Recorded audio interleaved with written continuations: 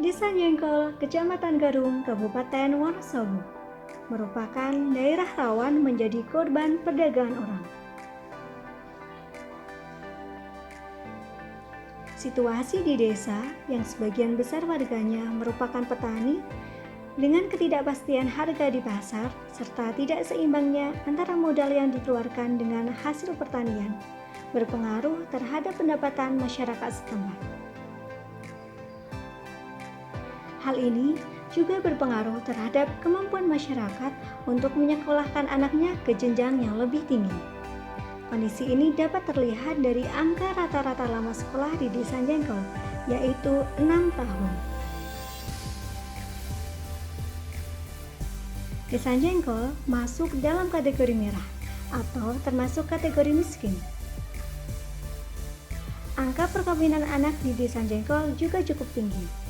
Menurut informasi dari masyarakat, tiap dusun kurang lebih ada 6 kasus perkawinan anak yang diketahui di tahun 2020.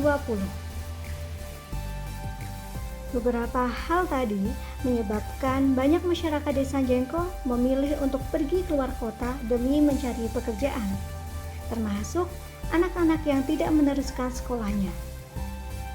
Sebagian juga memilih untuk menikah di usia anak, agar dapat bekerja menjadi buruh bangunan, bekerja rumah tangga, bekerja pabrik, karyawan toko, dan lain sebagainya.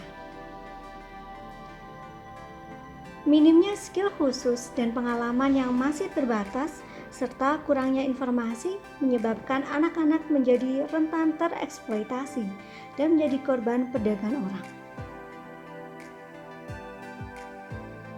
Berdasarkan hal tersebut, maka dapat diambil 3 rumusan masalah. Yang pertama, bagaimana informasi tentang tindak pidana perdagangan orang dapat diketahui oleh anak. Kemudian, bagaimana anak terlibat dalam kegiatan sosial di desa, dan bagaimana anak terlibat dalam upaya pencegahan tindak pidana perdagangan orang di desanya. Maka dari itu, perlu adanya pencegahan perdagangan orang melalui pengembangan literasi digital anak di desa. Hal ini bertujuan agar anak-anak di Desa Jengkol mengetahui informasi tentang tindak pidana perdagangan orang. Juga anak di Desa Jengkol belajar tentang berorganisasi di literasi dan terlibat secara aktif dalam upaya pencegahan tindak pidana perdagangan orang di desanya.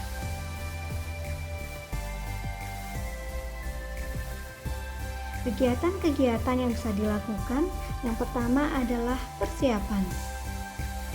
Yang kedua, pengenalan.